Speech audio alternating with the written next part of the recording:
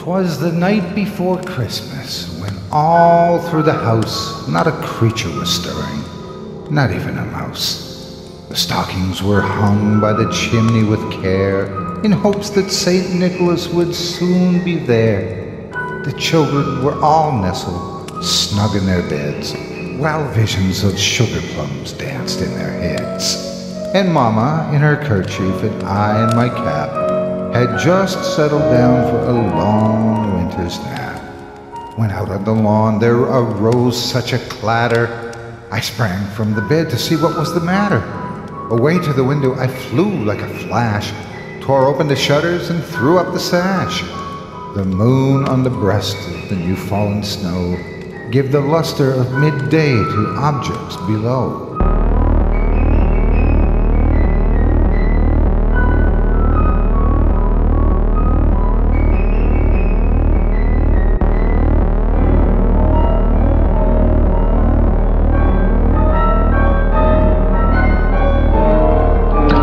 And with that, No power in the verse can stop me. the show begins.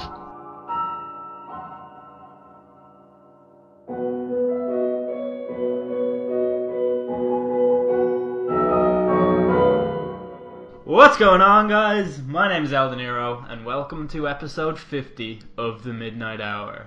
Dun, dun, dun. I'm joined today by consistent co-host from the bottom of the ocean. You know, every time I do this intro, I always think to myself, yeah, that's what I'll say. I'll say this, like, succinct sentence that fits together nicely. And then I start talking, and I'll like, ocean, sea... wrestling guy. And the best part is that we've been doing this for 50 episodes now, and I still listen to you talking and go, oh shit, I need to talk now. Yeah, I know. And just panic ensues. What was the one time you said, it stuck for like 4 episodes. It was like, hi, I'm always here. Or something. My name's Jack, and I'm always here. Yeah, because I was always there at that point, But and then you stopped always. life being there. happened, yeah. That's what happened. Sometimes life just... This was back in the days when this thing was weekly. Yeah, which, to be fair, since we actually started the podcast, there have only been like 100 weeks. Yeah, so, you know, we're batting 1 for 2. I don't know how true that is. No, that sounds about right. It's been about 2 years, hasn't it? Yeah. Year and a half? Maybe 75 weeks? In 3 months it will have been 2 years. Oh, wow, shit. I want to say I'm staying in someone's house for the weekend. I'm minding it for them while they're in Manchester. And there's 2 dogs, and I now know how they get the sound effects in The Walking Dead. They just keep growling at each other, and it's really off-putting. So you may hear them. You can probably hear them right now, and that's just going to be a fun addition to this week's episode. Also, I'm in a kitchen because it's the only place I could set my computer. My screen is gigantic, like it's too big for what it is. So I'm in a kitchen, which means I think I'll be a little bit more. My voice will boom a little bit more. So, Nice echo to it. Yeah, which I think adds to a layer of, you know, the dreamlike sensibility that we're attempting to tap into in this show itself, because obviously we're right on the cusp of your subconscious, and that all flowed really nicely. It is the time of year where it is generally accepted that a fat old man in a velvet suit sneaks down your chimney in the middle of the night and leaves presents at the foot of children's beds, and that is something that society has come to accept. But a man wants to be a primary school teacher and suddenly he's a paedophile. But it's that time of year, kids. Terrible. Let's revel in the joy of it. But the cool thing about Christmas is that you know exactly how many days off you have, and it's such a novelty time that anything goes. It's Christmas. Fuck it. So what if I've had 8 beers already and it's 9 o'clock and I'm in work? It's Christmas. Once it hits December, I can do whatever I want. So what if you put champagne in orange juice and have croissants for breakfast? You're English, it's Christmas, suddenly you're French and it's European. Vive la France. Exactly. Exactly. I could not have put it better myself. I know. We should probably start this Christmas episode off with this story from the other day when I got sleep paralysis for the first time. Oh 'Cause man. On the subject of intruders breaking into your house and stuff, have you ever had it before? No, I haven't, and I'm really not enthusiastic about ever getting it, to be honest. It was legitimately one of my biggest fears, and I have not slept on my back in years and years because I learned about sleep paralysis, and I just thought, like, I'm kind of, well, not so much lately, but in my teens I was a very anxious person. I used to have a lot of pent up anxiety and stuff, and I thought that sleep paralysis would basically cripple me. But I had it the other night. I was really, really stressed. It was Sunday night, and I was just super stressed. I just could not get to sleep at all. I get up for work at about 7:30. I used to get up a lot earlier, but it was like 13 minutes to 2 a.m. And I'm just a person who, when I was younger, I used to be that annoying person that brags about how little sleep they can function on. As an adult, I fucking love sleep, and if you deprive me of it, I hate everything. Like, so it's really hard for me to exist without sleep. So I was also stressed about the fact that I wasn't getting to sleep. So I put on some music. A band called Explosions in the Sky, which, contrary to their aggressive sounding name, are a lovely band to listen to, especially when you need to get to sleep. And I dozed off somewhere in the area of 2:30 or thereabouts. And yeah, this sleep paralysis thing happened exactly like how you read it. Like, I knew exactly what it was, not at the time, but at the time I was fucking terrified. There was like this kind of like loud, it sounded like creaking, floorboards creaking, but not consistently like, more like kind of a way. And it kept going on and on and on, and there was this thing next to me, and I knew that it was there, like I sensed it was there. Yeah.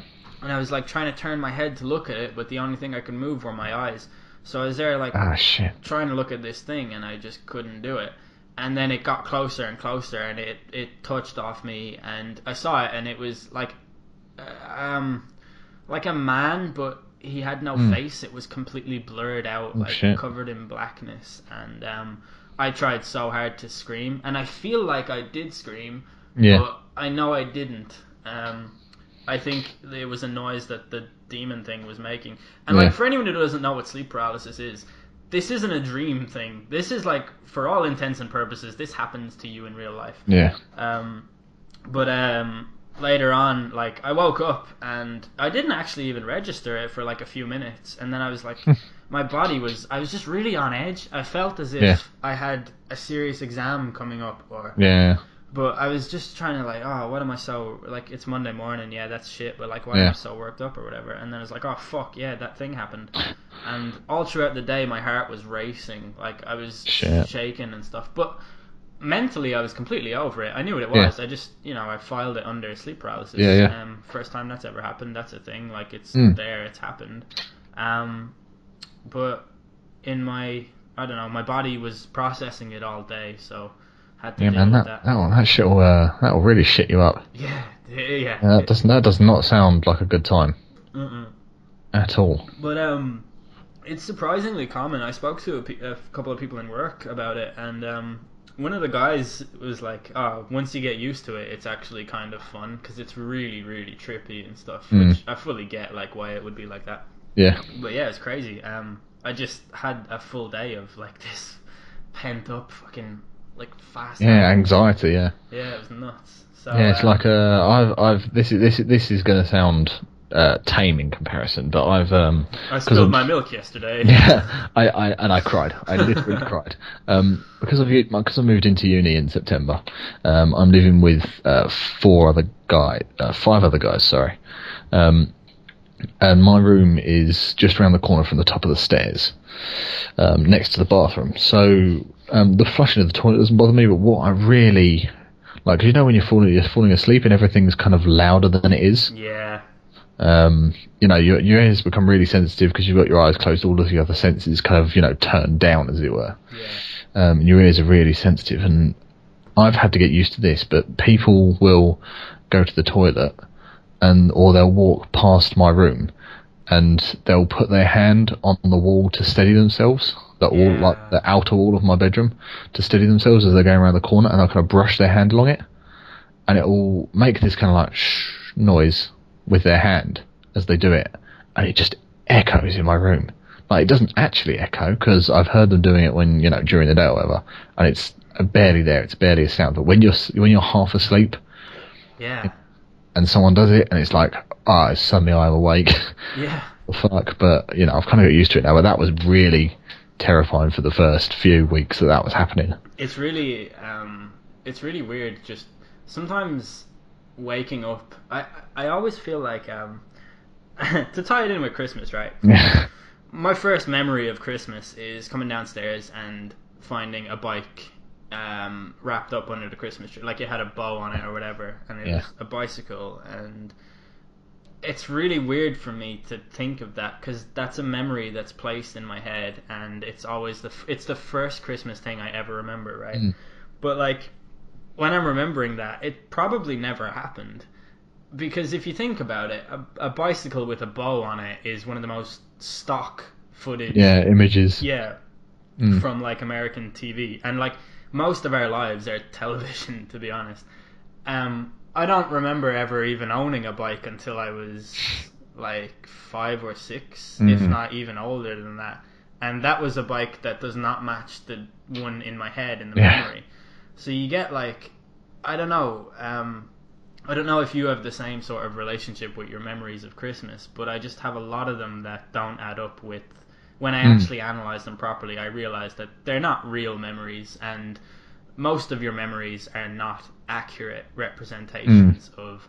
Your memories become the stories that you tell about your memories, and because you're trained to tell stories in a narrated kind of a fashion where stories have a beginning, a middle, and an end, rather than being an actual recount of the details... your memories become that too, so they also become completely fake. What I find really strange about waking up and just the first kind of hour of being awake, like sitting on the bus and stuff, is just flushing all the dreams out of your head. Where, like, I have like a lot of times where I just don't know if something was a dream or not, and I have to just be awake for a little bit longer before my mind can confidently scratch something off as being a dream or a thing that legitimately happened. And that's weird and fascinating at the same time. Yeah, see, I've never really been one to dream, but you say about, like, coming down on Christmas morning and seeing that bike. I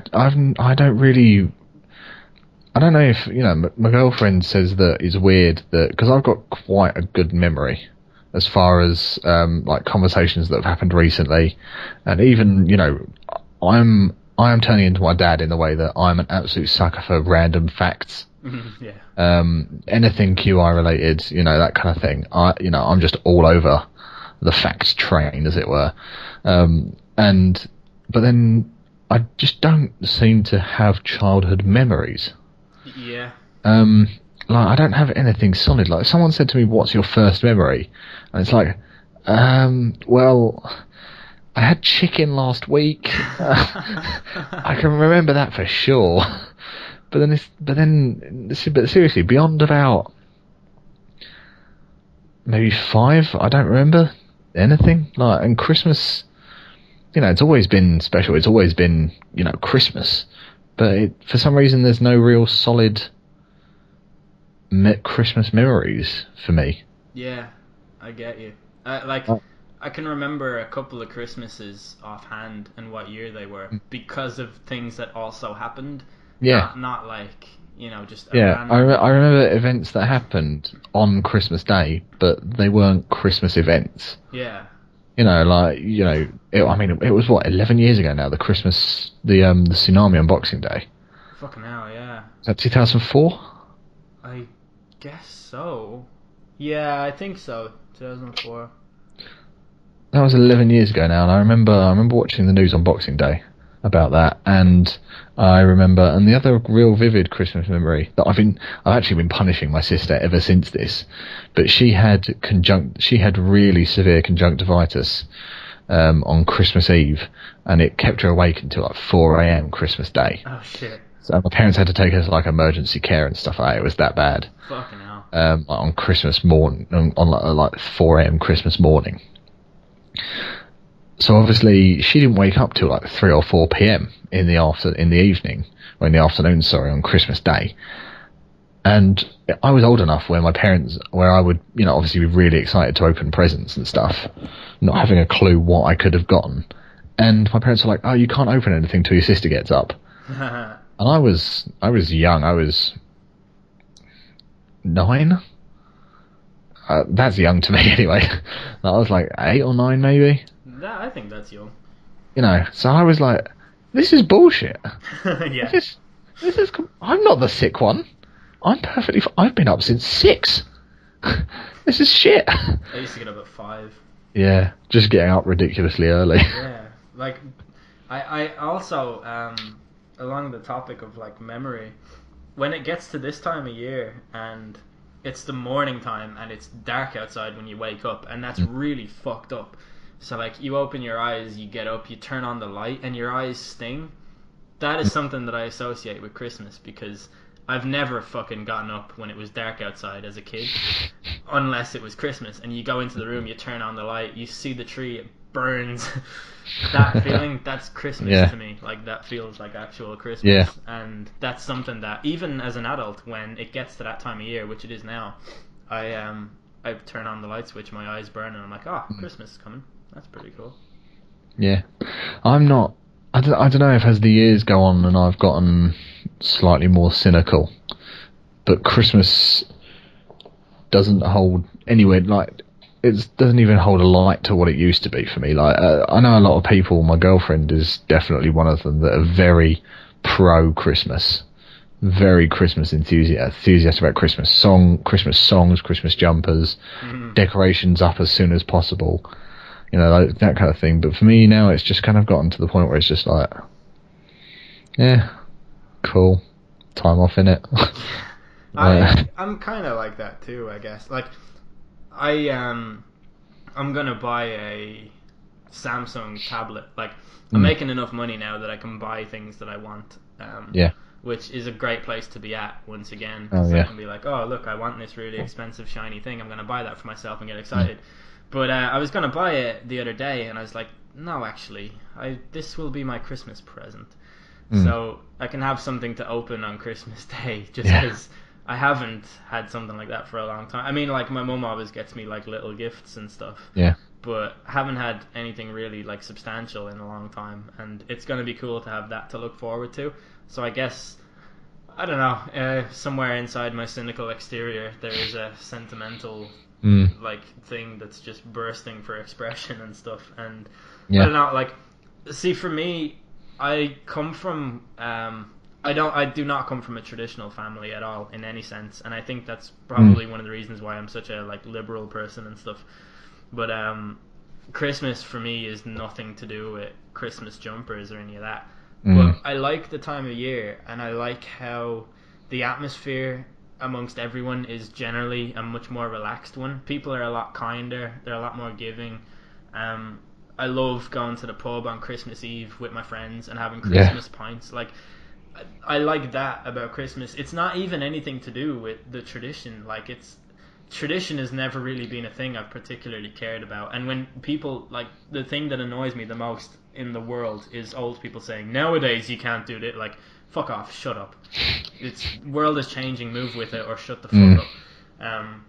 Things like that. But I like the atmosphere, the tone. I just like how much of an effort everyone makes to accept that there's this sort of almost unity amongst everyone. And then you get people who are like, it's fucking November and they're playing Fairy Tale New York. Shut the fuck up. It happens every year. You have to stop complaining about things like that. I don't know. That I am stringent on the fact that if there's anything going up Christmas-wise or happening Christmas-wise before December 1st, that's bullshit. December is the Christmas month. I will allow December to be the Christmas month.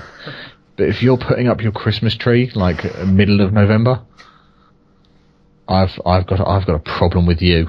I think, like, to be honest, my mum buys a Christmas tree every year, and every year I'm like, no, do not get one. We don't need one. Like, it's not. This isn't what Christmas has to be. Like, I don't know. I don't think that anyone even needs any of that shit. But I think if other people want to do it, fair enough. And I think I have this sort of other mentality about the whole Christmas starting earlier than it should thing. The reason that I appreciate it is because things are... When Christmas first starts rolling out on TV, it's generally October. And the reason they do that is to remind people like who are below the breadline, or people who are single mothers or whatever. It reminds them that Christmas is coming and they can buy their presents cheaper. Like, usually those ads come out when it's actually pre-Christmas sales that people don't really know about, but the prices are lower. And I fully respect that and like that and advocate that. Like, that's fine for me. I'm okay with all of that. Keep doing all of that. It doesn't bother me at all. The only thing that bothers me is listening to people complaining about hearing Christmas music at Christmas, because it's Christmas and it's going to happen. And like, yeah, they're all fucking dreadful songs. I think Fairy Tale New York is legit a good song in its own right. And I think if you say it isn't, you're really just bitter. Like, it is a good song. Like, take all the repetitive, like, connotations out of it and you've got yourself a fine song. But, like, I don't know. I don't know why I started that rant as such. No. That was definitely very Fairy Tale of New York orientated as well. There's definitely something there, but I'm not here to scratch that far beneath the surface of your Christmas-based psychology. But it's funny because, like, I don't care for any of it either. Like, it has no impact on me. There's no like romantic element of Christmas to me in that sense. It's purely just that I like it. It's like what I was saying to you earlier. I'm working on Christmas Eve, and I will be working throughout the Christmas and stuff. And it's fine, because like there's a novelty factor of being in an office on Christmas Eve. Yeah. Like, everyone understands it's not real work, but you get paid the exact same. It's not that it's not real work. You still do your hardest, but because everything is just naturally that little bit easier, it's not going to be that busy and stuff. It's just cool. Like, it's a really nice atmosphere to be working in, and because of that, the time goes quicker. You have much more fun and stuff, and like, I'm all about that. Nothing to do with, you know, trees and presents. Just cool. I was just thinking, and the only people that I really can understand complaining about Christmas songs are retail workers. Yeah, no, that's totally fair. I've worked retail, and it is literally the same 10 songs on repeat for 8 hours a day. And if you're working that day in, day out, then feel free. Hate Christmas, because not only do you have to deal with the Christmas, you've also got to deal with Christmas sales. Yeah. Like, people can, you know, Christmas is all about goodwill to all and all that, but shit, people can get nasty when a sale's on. That's true, definitely. There's no real way around that. People are fucking animals. Yeah. And people are arseholes. Yeah, that's straight up. But you'll find that the majority of people are not, and I think that's one of those things that's... Did you hear that yelp from the dog? Yeah. Fucking hell. It's crazy. They're in a great Christmas spirit as well. Yeah, working retail would be really hard this time of year, especially because they don't even play like the fun Christmas songs. No. Like, there are good Christmas songs. They play the ones that the company doesn't have to pay too much for. Yeah. Yeah, that's true. Yeah, I don't know. Christmas is... I think all the stuff I was saying about how I don't actually care about the tradition of it, it's just that it's a nice time of year. I think it's interesting that is actually the reason there is a Christmas in the first place, is because winter is really shit. And before we had electricity and heating, winter was a time where a lot of people died. Yeah. Especially, what did you say earlier?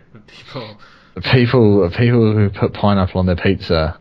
I hope they're not planning for offspring, because their genes are weak and their children will not survive the winter. Exactly. But yeah, like, you know, people say about you know, winter is coming from the game, like Game of Thrones and stuff like that, and that's a genuine worry. Like, no, people will think, oh yeah, winter's coming, it's going to be chilly. Like, no, people are going to die. Yeah, no, people die in winter. It still happens nowadays. Like, you know, old people that can't afford heating. Yeah. Like, a cold snap will kill off a good percentage of the older population. It's it's a simple fact, really. We had a horrible winter in Ireland about 5 years ago, and I think something like 12 or 15 homeless people just froze to death. Yeah. That's fucking horrible. Like, that's a thing that happened in winter in 2015. If you imagine what it was like Christmas actually has pagan origins. It comes from, it predates Jesus Christ by a long fucking time. Oh, yeah. And that's because around this time every year, it was really hard for people to actually survive. So people came together, helped each other out. There were so many traditions that have actually carried over from paganism into Christianity and what we call Christmas. And it all comes from that idea of just everyone kind of uniting for the same cause, which is essentially survival, and then comfort, and then tradition, and then celebrating that tradition, and then the whole idea of giving gifts and stuff like that. But I find it really interesting that that's how it's evolved. It's purely because of the time of year that it is. It's just a happy coincidence for the Bible and like Christianity. I nearly said Christianism. Christianity, that like they've attributed this day to the birth of Jesus. But I actually think that that's probably part of the reason why they did, is because it's a ready-made holiday. Yeah, I mean, the pagans already had the holiday that is essentially Christmas 0.5. Yeah. If you'd like to call Christmas that we have now Christmas 1.0, but they have essentially just dragged, Christmas out from this pagan ceremony, adjusted a few things, claimed that Jesus was born on that day, and gone, okay, right, cool, there it is. There's your new holiday. I think it's actually mentioned. It's never mentioned in the Bible that it's 25th of December, and I think it's kind of acknowledged amongst Christians that that's not his actual birthday. No, yeah, his birthday is placed anywhere between November and March, as far as I'm aware. Yeah, I think that's exactly right. And interestingly enough, it's worth mentioning that Saint Bridget is the patron saint of Ireland. A lot of people think it's Saint Patrick. I actually think it might be Saint Patrick. She's the patroness. Is that a thing? Is it patroness? I'm not sure. But Saint Bridget is she's like a symbol of saintness for Ireland. Her whole day thing, St. Bridget's Day, is some day in Ireland that gets massively overshadowed by her cousin, Patrick, her cousin from Wales, who has no Irish affinity at all. But her day used to be a pagan day, from a pagan, like, empress or goddess or something that, I don't know, it was on the same thing, but they do this with stuff because, obviously, Christianity absorbed paganism in some ways. And it's worth mentioning as well that all you people who saw the first Zeitgeist movie and think that you're really edgy with your, Horus was born of a virgin on the 25th of December. Like, no, that's all bollocks. That didn't happen either. It's the same idea where they just had a day that was ready-made. Because all around the world, people put certain traditions in certain ways. Like, it's a thing that happens, like parallel thought patterns and stuff has always happened. There's even parallels in evolution between different sets of species that live in similar habitats and stuff. So with paganism, all of these pagan things fall in line with Christian things because they come from essentially the same kind of idea of, whatever celebration it actually is. So they just said with the whole Jesus thing, they were like, oh, well, look here, everyone comes together in wintertime. What better thing to come together about than the celebration of the birth of our Lord and Savior? So that's what they did. Also, I just want to put it out there that Jesus Christ was a real person. I'm not a Christian. I think I would lean towards agnostic atheist if I had to put a label on what I am. But Jesus Christ was a real person, and because we're talking about Christmas and not being cunts about it, it's just worth mentioning that if you have gone there already in the comment section and said, oh, Jesus wasn't real, lol, you're an idiot. So yeah, Jesus as a human being, whether a messiah, a magician, or whatever you would like to call him, mentally ill, whatever he was. Whatever he was, he was a person. Yeah. He wasn't white skinned. He wasn't. Well, I'm spouting bullshit now, but the likelihood is he was of olive or a more brown complexion than a lot of people are accustomed to seeing. Or a lot of people would like to believe as well. Yeah, a lot of people would like to believe. Yeah. I find the origin stories of things like this pretty interesting. In fact, it's weird, but I never really knew the origin story of Santa. But he comes from Saint Nicholas, who was the son of this really wealthy couple, and he lived in like a mansion and stuff, so he had all of this money. Yeah. And they went to the opera one night, and then Saint Nicholas had to leave the opera because he had a fear of reindeer, and outside his family were murdered in an alley, and that's when he became Santa Claus. As soon as you said that they were going to the opera, I was thinking, I hope he turns this into a joke about Batman. That just came to me while I was saying about it. Lo and behold, is any of that even true? Because I was like nodding along, and then you got to the opera, and I was thinking, absolutely none of it. I think the Saint Nicholas connection is true. Yeah. Other than that, I know nothing about Santa. I actually said it, and I was like, do you know why I went into that thing? Was because I was like, I actually never knew the origin story of Santa. But I said it in a way that made it seem like I knew. Yeah, so I genuinely thought that, okay, so he has Googled it and will now enlighten us all as to where Santa has come from. Santa, he donned the red cape. Yeah, he donned the red cape in his Santamobile.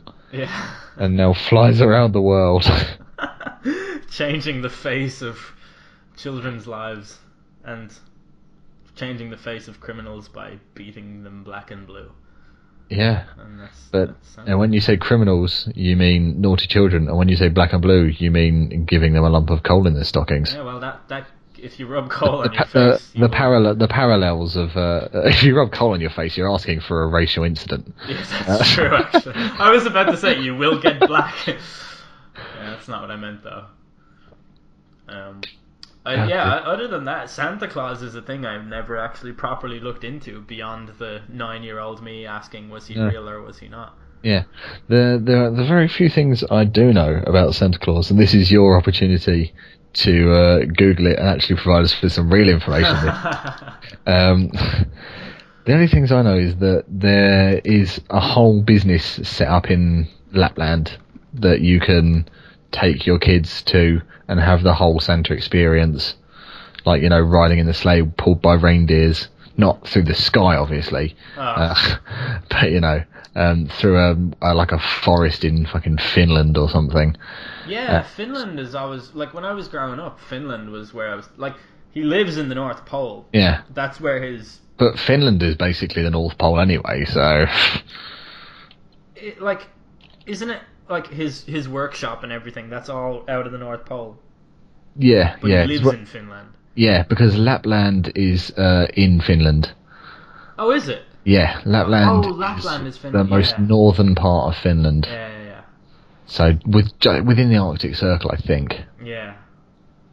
I think you're right. So yeah, there is literally several resorts in Lapland where you can get the whole Santa experience, and Canada as well as the US, I think, have both set up Santa's own postcode so that kids can send their letters to Santa, and the mail services know exactly where to direct them to. That's really fucking cool. Yeah, I think the postcode is H0H0H0. Oh my god.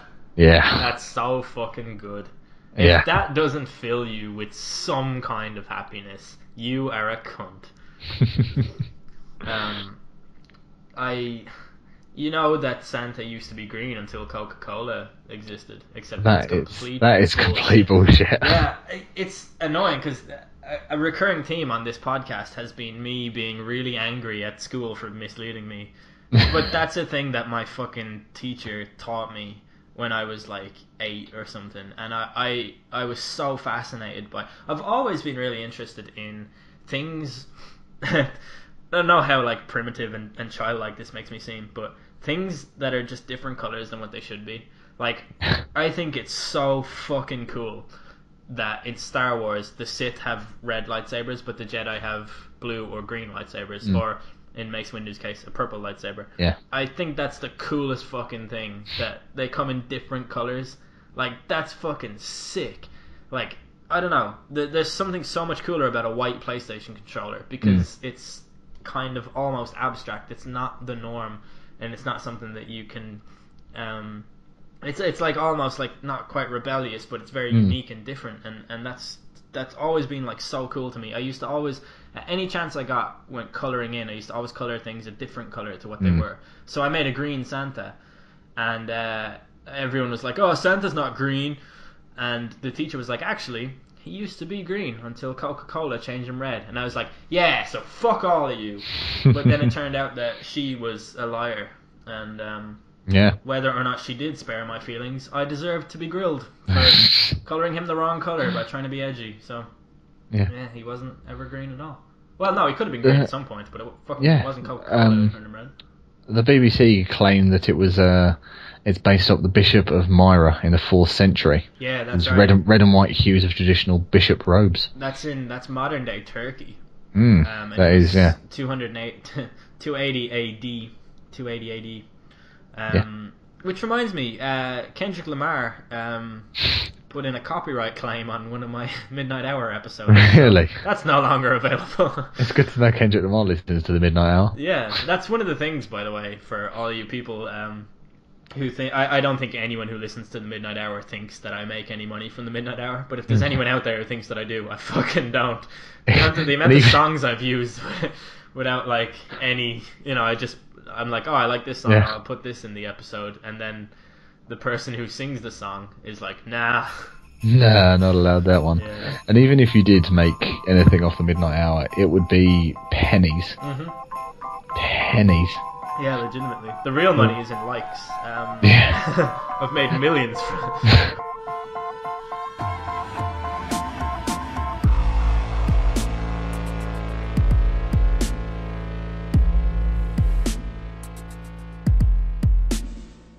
Actually, something I should have said at the start of the video was please hit the like button on this, because not only is it the 50th episode, but the fucking viewers for this series have gone so far down that it makes me wonder if I'm really making it for that many people at all. So, I personally am going to say that it's all the fault of the viewers and nothing to do with the fact that we haven't uploaded a regular episode on a regular schedule. I think it is obvious for the last year and a half. We have done our utmost at every opportunity to upload. We literally take time out of our semi-busy schedules. Sometimes we take minutes at a time. Yeah, to research these things. Per month. Literally. Exactly. So please, in the spirit of Christmas, like this video. Yeah. Unless you hate Santa. Yeah, or unless you hate your mom. Yeah. It's the only thing. One like equals one respect for Santa and your mum. Shit just got real. What are the... Where are we going with that? I don't know. I want people to like the video. I really want to know people are out there, and I know it's a show that you listen to and you just turn off and you do something else, and I fully get that, and that's fine. And I love that I can be a part of your day where you think that this is a thing that you should be listening to, even if it's not getting your full attention. I'm fine with that, because there are plenty of podcasts. Because we do chat shit as well. We do. This is the Christmas episode that started out about sleep paralysis and tied dreams into memories into Christmas. And I think that is why we deserve a like. Because to be honest with you, you will not get this anywhere else. This is the best podcast in the entire multiverse, and I think that is undeniably a fact. And don't forget that next year, when Warner Brothers release Santa vs. Batman, the fan fiction, just remember that it started here. Yeah, exactly. Don't you forget. Yeah. So about St. Nicholas. Good old St. Nick.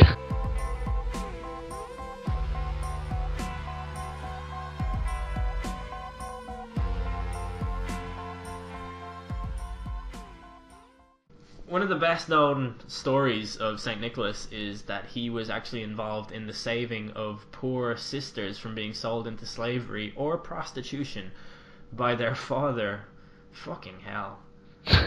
Jesus Christ. This has gone an incredibly fun direction. Yeah. Thank you. Yeah, so he provided them with a dowry so that they could never be married. Or no, so that they could be married. What's a dowry? Hold on. I have no idea. A dowry is a transfer of parental property at the marriage of a daughter. Okay.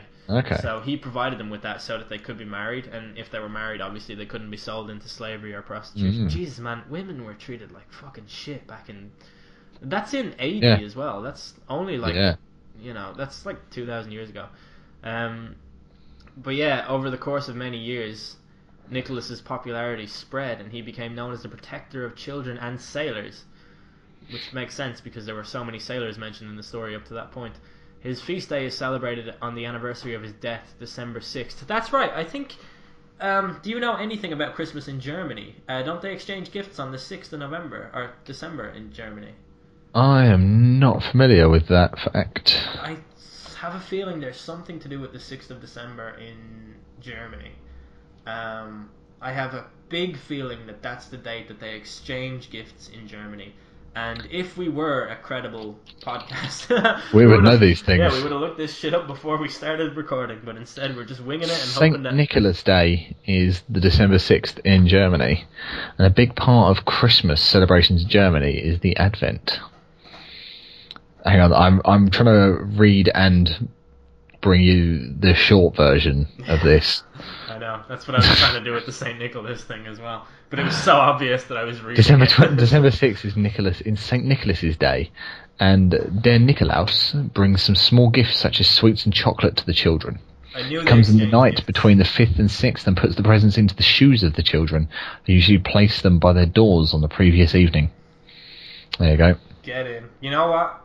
My German teacher taught me that in one day in German when I was in second impressive. year. And I remember that, and I don't remember a single fucking word of the German language that we would have went over and over before exam. I passed my exams in German, but I remember this over any... It just... Education is such a fucking con. Like, it's such an absolute bullshit method of defining someone's, you know, like, exceptional aptitudes or what they excel at, what they should be doing. It's a fucking game of just learning shit that you can spit out a month later and never remember ever again. And that is why I'm out of education. Also, I'm too old. But, yeah, no, it's crazy though, isn't it? Like, isn't that so ridiculous? That is nuts. Yeah.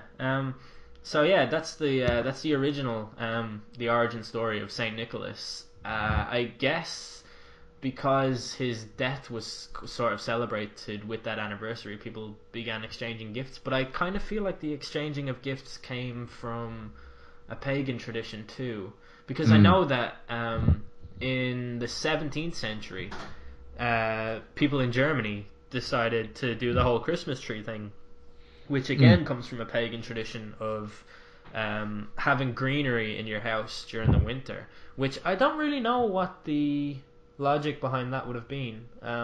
Why is that a pagan tradition to have greenery? I get why is it a Christian tradition? Greenery? Well, I based on absolutely no knowledge of pagan traditions, I'd make the assumption that it's because, you know, colour is a powerful thing in the human psyche. I'm actually doing my FYP on colour and emotion in film. And green is just that kind of colour. Green is the human eye is most receptive to the colour green. Really? Yeah. I would have said blue. I don't know why. Well, you know, it has a lot to do with foliage and stuff like that. Very receptive to the colour green because obviously it's, you know, it's the natural foliage that's always been around us. That actually makes sense. And plus, actually, I know for a fact that blue is not even a colour in some places, and blue wasn't actually set apart as a colour until like really, really, really recently in terms of the actual blue used to be lumped in with green. They used to be essentially the same colour. Which is... But yeah, so like green, and I'm just assuming that, you know, it's kind of the embodiment of, you know, life, you know, trees, grass, bushes, all of that. It's kind of the embodiment of life, and bringing it in during the winter months when obviously all of that kind of disappears would, you know, we were saying about, you know, how dire things get in the winter. Yeah. especially back then. So I suppose that is kind of a form of bringing that kind of thing back into their lives and back into their homes. I don't know. That's just a theory. I don't know if I'm completely bullshitting there, but it makes sense in my head. That's what I love, though. I fucking love just theorizing and hypothesizing, and like, I don't know. That's a really good, like, no, you've presented that in an intelligent way. It's a calculated estimation. Even if it did just come to you, it's an instinctive sort of explanation and stuff. Like, if you tell that to someone, they will well believe that. Probably. You know what I mean? That's probably why so much false information gets spread. Yeah. Idiots like me. But Christmas presents, apparently in pre-Christian Rome, emperors compelled their most despised citizens to bring offerings and gifts during the Saturnalia, the Saturnalia is a Roman holiday in December, another one of which Christianity has, I was going to say bastardized, but I think repackaged. Nice. Along with paganism. Yeah. The pagan kind of winter solstice to create Christmas. And that kind of formed through this ritual expanded to gift giving among the general populace within the Roman Empire, and then the Catholic Church bringing it in as a Christian custom. Right, makes sense. Rome. Gift giving in the name of Saint Nicholas. Yeah, that's pretty cool. Like Saint Nicholas first ever started appearing in pop culture in America in December 1773 and 1774, because a New York newspaper reported that groups of Dutch families had gathered to honor the anniversary of his death. Which I know that isn't Chris Kindle or whatever that is. That's a Dutch term, isn't it? Yes. Is Chris Kindle the Dutch for Chris Kringle? That's the actual thing. Yeah, we call it Chris Kindle here. Really? Yeah. I used to always call it Chris Kringle. Yeah. And then people, when I moved to Dublin, when I was about 9, people were just like, "Why are you saying Chris Kringle? It's Chris Kindle." So they are so wrong. You find stuff like that when you move from town to town. The words that people give to things, like it's like Tig and Tag. Like, are you familiar with that thing? I think I've heard it before. Yeah. There's like a map. There's like a Tig Tag map of the UK that shows what areas say Tig and what areas say Tag for the same thing, but it's it reminds me of, like, I have lots of stories about stuff like that. Yeah. And being young and being like, no, you're wrong. Why do you think it's like this, you alien? But we're actually doing it in work this year. I say this year, it's my first Christmas there, but we're doing Chris Kindle. Yeah, everyone in Ireland calls it Chris Kindle, or at least everyone in Dublin does. But yeah, I used to call it Chris Kringle, so that's it. I'm sure that's a Dutch thing. Yeah, Dutch or Germanic anyway. Right, yeah, that's cool. But Dutch is just drunk German anyway, so. That's true, yeah. Dutch is like, how can we make this harder? Let's get drunk and take all of our favourite words from both English and German and just mash them all together. You know, I was gonna make this video. It was gonna be like the evolution of the Midnight Hour intros, because to be fair, probably the best thing about the show is the intros. But it used to just be me saying what's going on, guys, to the backdrop of this track that I actually made. My friend made the track that, if you go back and listen to episode 1 of the Midnight Hour, it's like a bass heavy sort of industrial hip hop beat almost. And my friend Kieran made it because one day I messaged him and I was like, dude, I want to use this. There's a Nine Inch Nails song called Me, I'm Not. And I was like, I want to use this I want to talk over this track in every video.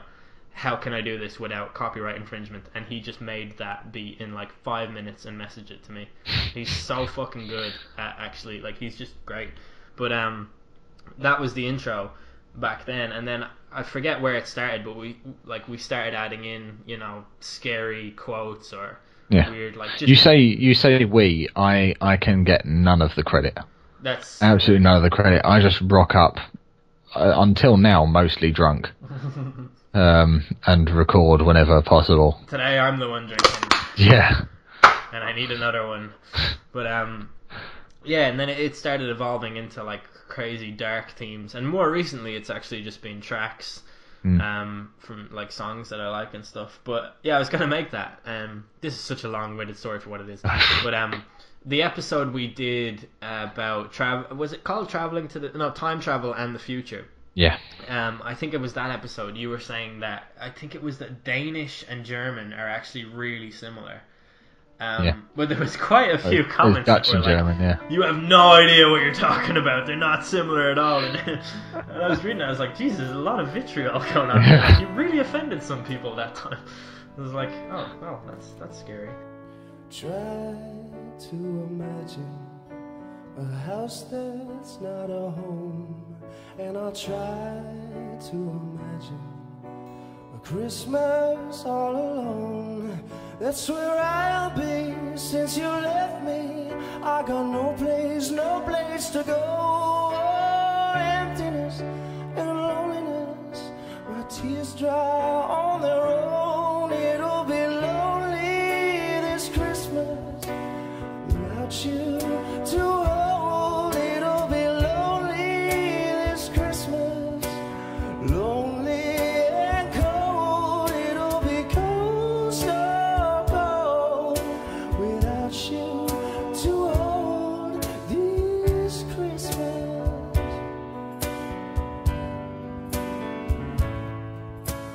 Each time I remember the day you went away, and how I would listen to the things you had to say, and I break down as I look around, and the only thing I see are emptiness and loneliness and another Christmas tree.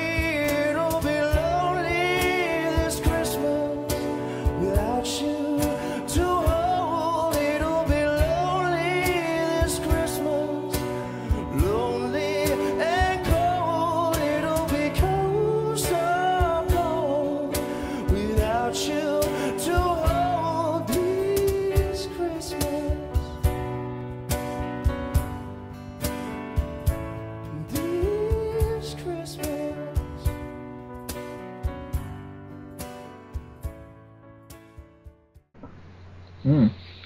We Has there ever interrupt been this programming to give you more programming. With new guests, Jack Brown and Luke Moore. Yeah. With more of the new old guests. So far, there's no evidence to support the fact that Jack Brown and Luke Moore are even here. Yeah. I am here. Okay, that's great. I'm not. What's your favourite Christmas movie, Jack Brown?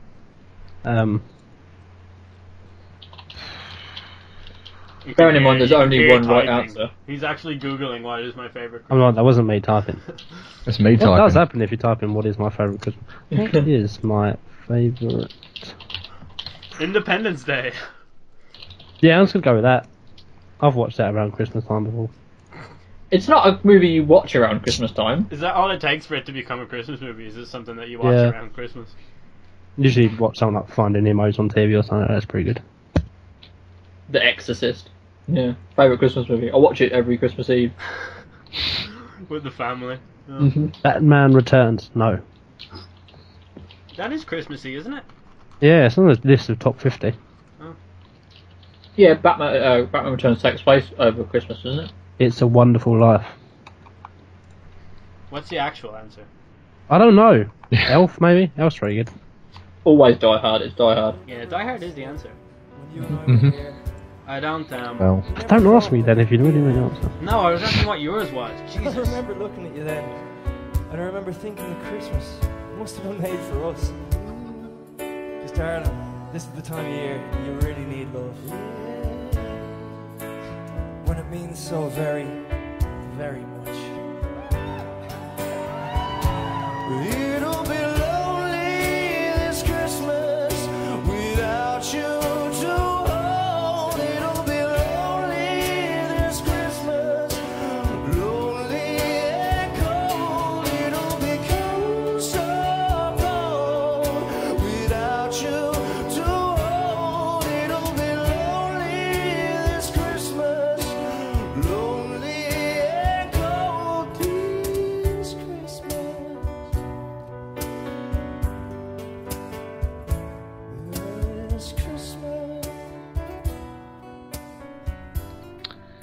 So, anybody actually paying attention while listening may notice that we kind of cut off seemingly randomly. And this is now us returning perfectly on piece with what we were just saying. Talking about, it sounded like a smooth transition with music to me. Yeah, thank you. It's that's my Segway voice. I just ride around central London on a Segway talking to people. But this time of year you fly around on a sled, is that correct? Yes, this time of year, I actually, that reminds me, there is a fantastic website, and I don't think enough people. I think enough people know about this for it to be. It almost be pointless for me to mention it, but I also don't think enough people know about it anyway, if that makes sense. Not really. You could be talking about Amazon. Plenty of people know about it, but not enough of the right people know about it. Oh. There is a website where you can, on Christmas Eve, you can log on to this website and you can track Santa as he makes his way around the world, handing out presents. That's pretty sick. You can live track Santa. Obviously, I'm not sure. Obviously, I don't think the website doesn't do anything until Christmas Eve. But on Christmas Eve, you can track Santa around the world, and it is bloody great. You get Christmas music, everything. It's fantastic. I have nothing more. Would you say that it's? Oh my god, no. Go on. Would you say that it's fantastic? Oh wow, that's even worse than I thought it was going to. That's literally the worst thing I've ever said out loud. That's impressively bad. And I've made jokes about things that I like. Yeah, that was bad. It's Friday when we're recording this, and it's Friday when you're listening to it. Hopefully, don't know what day it is when you're listening to this. Yeah. But I get that. I was saying this to Jack earlier. When it's Friday, and like anyone who does a 9 to 5 thing, if you go to school every day, if you go to college every day, if you go to work every day, you'll know what I'm talking about here. From about 2:30 onwards on a just Friday after lunch. afternoon, yeah, after lunch on a Friday afternoon, you are just fucking buzzing. Gone. Like it is like an unbelievable sort of rush that you get. And it lasts a long time for me, to the point where I don't actually ever really stop it until like 2 a.m. Even when I'm wrecked and I'm like, oh, nice Friday night in with myself, get to just relax, go to bed early, never happens. I'm just like, it's Friday. So that ties into Christmas in absolutely no way. But because you get that Christmas feeling when in the lead up to Christmas, and it comes up to it, and it's like you were saying earlier, no one's actually working. Everyone's working, but nobody's actually putting any real effort in. Yeah, everything suddenly becomes a hell of a lot easier. Yeah, that is a Friday afternoon. Like that's what it's like. And the whole lead up to Christmas, New Year's, as well. At least in my job. All of like Christmas is like a weekend, but like even the days in the week are a Friday. So like you always have something to look forward to in that regard, and it's really, really good. Yeah, and there's no other holiday like Christmas either. Yeah, exactly. There's no holiday that's really a holiday. You know, it's a time when you can get away with a surprising amount. In all honesty, like not in a bad way, but like like we were speaking earlier and saying wearing a Christmas jumper to work.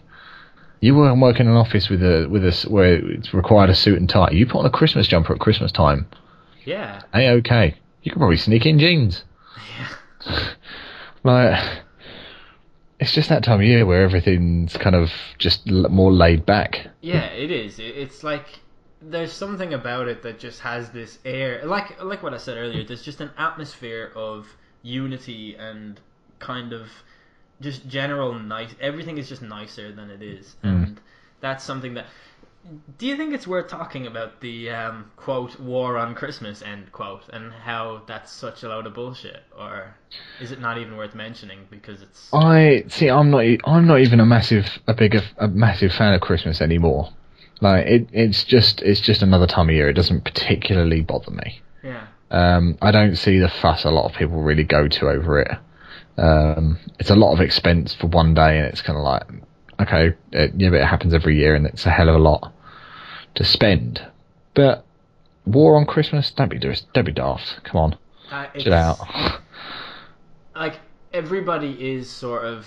Everyone has these pathological, I guess, like, sort of primal things that they, for whatever reason, are conservative about. And Christmas has become one of them for... And it seems to be mostly an American thing, and that isn't me picking on America. It's just, I think Christmas in excess in general is more of an American thing. And people do often bemoan the Americanization of holidays, which, like, actually that fucking annoys me too. Yeah. But I feel like complaining about the war on Christmas is something that usually comes from the American right wing, like Bill O'Reilly and those types of people just have this notion in their head that the Muslims are offended over Christmas. But you do see it in Ireland and the UK too, and you always hear stories of Indians, because I think England has a huge Indian population, and there's a fairly big Indian population in Ireland too. So you hear stories of Indians saying, "Oh, don't call it Christmas. Christmas offends me. I'm not a Christian," and stuff. There's no documented case of that ever having happened. Like, no Indian has ever fucking said that. That's complete bollocks. People are really tolerant of other people's traditions, I think you'll find, especially at Christmas. I think, like, Christmas is the one thing that has a worldwide unified pass. Like, it's the one thing where no matter what religion you are, you can accept that Christmas is a thing and that it is largely non-religious. Like, let's be honest, it doesn't really have a whole lot of religious impact anymore. It's not a religious holiday as such. It's just it almost is the pagan implication of what it previously was. And that's why no one has ever said that. No one's ever been offended by it. It's sort of like white people complaining about racism or whatever. It's like you have the one thing that's just universally accepted as the thing, and if a few people complain about that, you're going all crazy about it, when in reality it's one of the most protected institutions in the Western world is Christmas, because it absolutely is, and it's celebrated with such excess that to imply that in some way it's being taken away from you is just ludicrous and not even worthy of a response, which is why I was like, should we even talk about it? But Christmas hasn't been a celebration of Jesus' birth to, I would be willing to say, 90% of the population for a good 10-15 years now. Yeah, if not longer. If not dating back, a lot of people beginning of the 20th century. Like, Christmas Mass is still a pretty big thing. Yeah, midnight Mass is still a thing. But I would, those people are definitely in the minority. Yeah, I think so. Christmas isn't a time to... I've never been taught that Christmas is a time to... how do I phrase this? Be extra religious, essentially. Oh, I fucking have. Well, yeah, I mean, that's just Ireland, really, isn't it? Yeah, that's true. You're kind of buggered with that one, yeah, rampant Catholicism, especially at Christmas. Yep.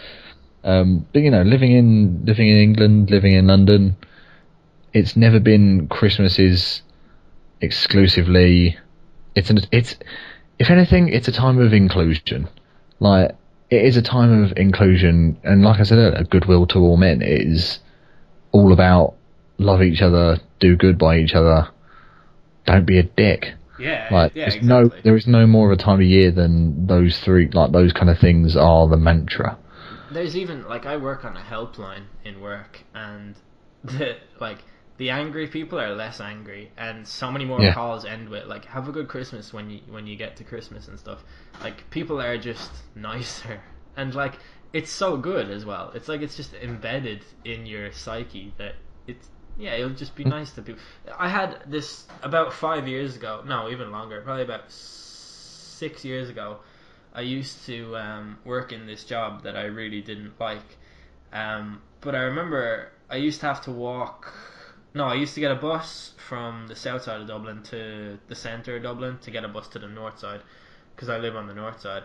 And walking through the centre of Dublin. In general, I don't really like the centre of Dublin. You can walk there any night of the week. You'll see loads of crazy people. You'll see loads of drug addicts. You'll see loads of homeless people. Like, it's not really a fulfilling or nice experience in any way. But there's several bridges in Dublin where homeless people sit, and at Christmas time, people walk past them and they put money in their cups, and like the homeless people get lots of money from, like, people are just so much more generous because it's like, oh, it's Christmas. I don't want to see anyone stuck at Christmas and stuff. And it's really nice. It just makes you feel good, like, to see that and stuff. And I'm actually kind of guilty of capitalising on that. You know, and do you sit on a bridge? Just that's why I grew a beard. Actually, I just go and get a cup of coffee in the morning, and once I finished it, sit there and just shake it at people. But no, someone when we spoke about the fact that I'd done World Challenge, and you know, World Challenge is something where you're meant to raise the money yourself, and I did it. I was one of those bastards that stood at the end of the till in the supermarket and offered to pack your bags for you. Yeah. I've done that before too. Yeah, and someone in the comments said, you know, I'm doing it. Is there anything you suggest? And I've said, and I stand by this. If you're doing it, Christmas is here. Go to a supermarket, put a Santa hat on, and stand at the end of the till and pack their bags for them, people's bags for them. Like, do it, especially in, I'm going to say, the more upmarket supermarkets, so like M&S or Waitrose. If you can get it in there, Super Quinn in Ireland. Yeah, somewhere that's a little bit more upmarket, as it were, people will just throw money at you. Be chipper, wear a Santa hat, be really friendly. It's just that time of year where people throw money at you. It's unreal. It really is. Did you know that the idea of Santa Claus coming to your house and stuff is largely attributed to a man called Clement Clarke Moore, who was a poet, and he wrote this poem in 1837. Clement Clarke Moore was... Hold on a minute. You see, I was really worried when you started this that it was going to go into something Batman related again. But then you said Clement Clarke Moore, and I was like, is this a Clark Kent Superman reference? I went on to... I'm really struggling to see where he's going with this. Everyone actually knows this story, they just don't know that they know it. But I just went on Clement Clarke Moore's Wikipedia page, and you know the way Wikipedia page is like, it's like, this person was a blah blah blah who did a blah blah blah blah blah blah blah. And I saw the picture and I was like, Clement is not always a man's name. No. And the picture looks like it could be fucking anything. I was searching Wikipedia for a his or a he. Oh, that's definitely a he. Yeah, do you see what I mean? Yeah. It is a man. But a very emaciated woman. He wrote this poem that you all know. It starts, well, you all know the first two lines. 'Twas the night before Christmas. When all through the house. Not a creature was stirring, not even a mouse. So that poem is the first ever documented story or novelization of Santa Claus being the guy who comes to your house and leaves presents. Which I find fucking baffling to learn, because not only has this guy decided, yeah, St. Nicholas, he comes to your house and gives you presents, but he's also named all the fucking reindeers in the park. So he's properly, if what I've just read is true, well and truly the father of Christmas. Yeah, Clement, whatever it was. Clement Clarke Moore. Clement Clarke Moore is the inventor and perpetrator of the Christmas myth. Perpetrator. I don't know. Perpetrator.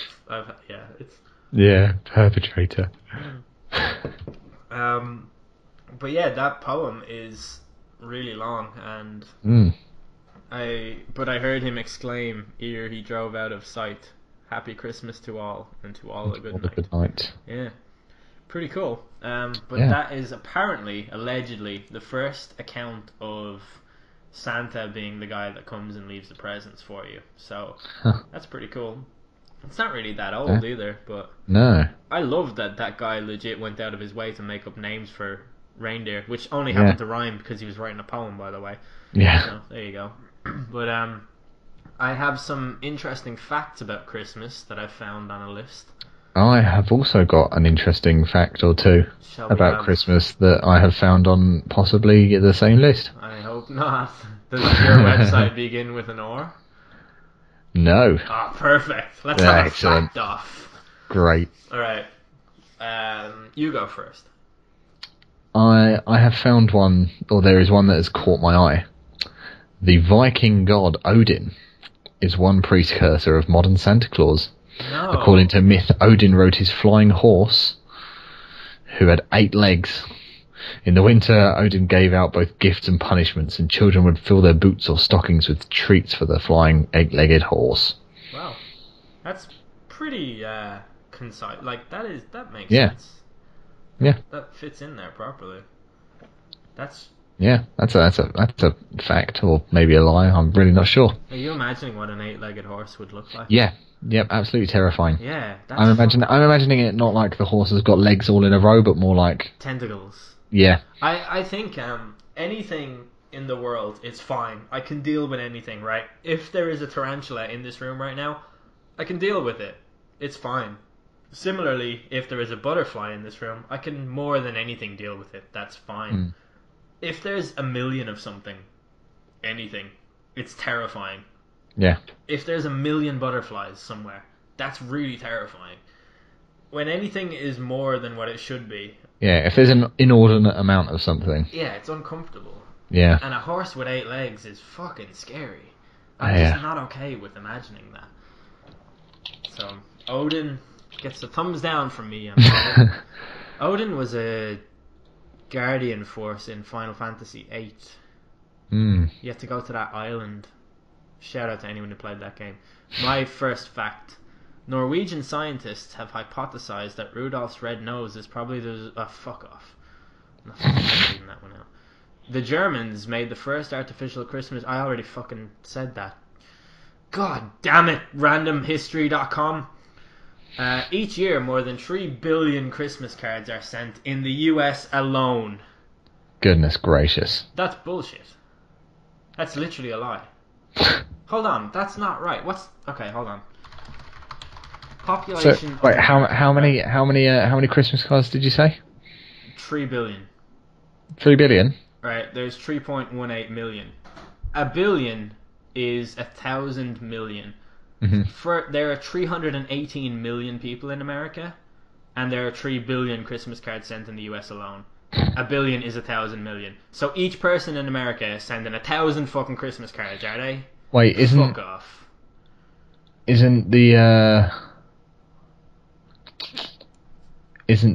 what's it called? Shit. Hold on. 3 billion. Isn't the American billion 100 million? No, the American billion is 1,000 million, and the British billion is a billion. But when it comes to currency, a billion is a billion. Is 1,000 million always. Yeah. But 3 billion has 9 zeros, correct? Yes. 3,000 million divided by 318 million gives you. Wait, that only gives you 9.4.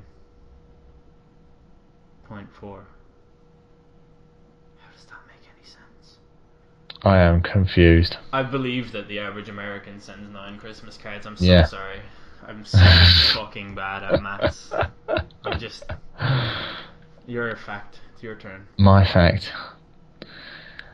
A Finnish Christmas tradition is to have porridge for lunch with an almond hidden inside. The person who finds the almond sings a song. Ah, yes. This fact always finds a way to come back into my life. Yeah. That's The website that you're reading this off is bullshit. I know, it's so ridiculous. That's just not true. The It's just not a thing that anyone does. facts on this website are wonderfully bullshit. In AD 350, why does that not say 350 AD? Pope Julius I, Bishop of Rome, proclaimed December 25th the official celebration date for the birthday of Christ. This says interesting. This is not interesting. Do you know what? I'm starting to think that there's no actual interesting facts about Christmas. It's a very, like, between me and you, the makers of this podcast, it's a very generic topic. Either that or just whoever makes Christmas-based fact lists really does not understand the use of the word interesting. I've got a great one. Or fun. Santa's sleigh does not travel at the speed of light. Despite what you might think about Santa's ability to visit every good boy and girl's home in the world in one night, it's not as astronomical of a feat as you might think. Is this just to get everywhere in one night, or is this... Do you know what this website says? Yeah, And I'm going to try and stay as calm as possible while I'm reading this. His sleigh would only have to travel at 99.9999999% of the speed of light. Fuck absolutely off with that fucking pedantic bullshit, you fucking wankers. Of course it's easier to travel that fast than it is at the speed of light, because it's impossible to travel at the speed of light. Apart from, light. You know what I mean? Some dickhead had to fucking... I just can't... I don't know. Read me another fact. Your facts are way more fucking interesting, because the thing I like about your facts is that I don't know if they're made up. I don't know if you're reading from The Onion or like a real website. Christmas trees were first decorated with foods such as apples, nuts, and beetroot. That is why every year at Christmas time, Russell Crowe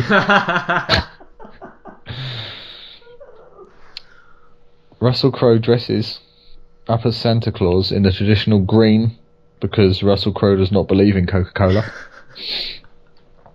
And he runs around Sydney handing out beetroots to children. And fights anyone who doesn't believe. From his farm. That's true. A true fact. That is... I've heard that that's true. Yeah.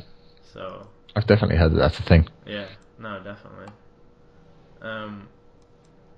I've nothing to refute that claim. I don't think anyone anywhere does. I think that it's a solid, understood fact about... Yeah, definitely.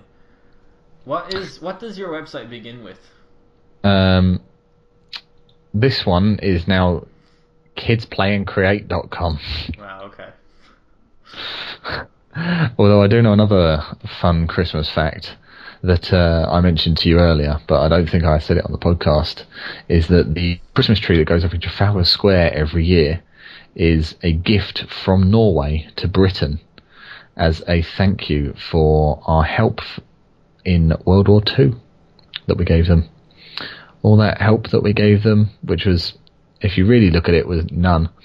If you know anything about World War II, Russia won the war for everyone. Yeah. We've all conveniently painted over.